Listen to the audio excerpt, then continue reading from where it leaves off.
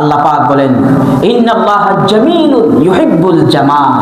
আল্লাহ পাক তিনি নিজে সুন্দর, তিনি সুন্দরকে ভালোবাসেন। সুবহানাল্লাহ।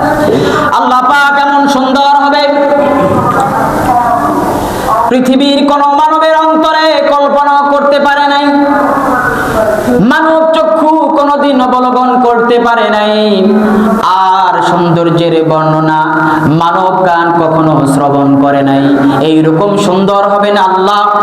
সে আল্লাহ পাকের দিকে দিদারে মাওলা যখন হবে, আল্লাহ পাকের দিকে পৃথিবীর মানুষেরা তার বান্দারা যখন এক দৃষ্টে তাকাবে, 50,000 বছর চলে যাবে, এক নজরে 50,000 বছর চলে যাবে, তারপরেও বান্দারা টের পাবে না। এক নজরে কত বছর? 50,000 বছর চলে যাবে।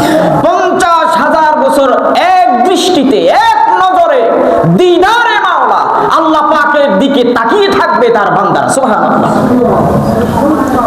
আমাদের স্রষ্টা, কুল কায়নাতের মালিক, কুল কায়নাত যিনি সৃজন করেছে, সেই আল্লাহ পাককে দেখবে তার বান্দারা এক নজরে।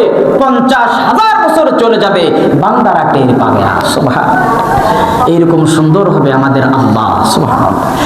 সেই দিদারে মাওলা সবচাইতে বড় নেয়ামত, জান্নাতীদের সবচাইতে বড় নেয়ামত দান করবে কাদেরকে?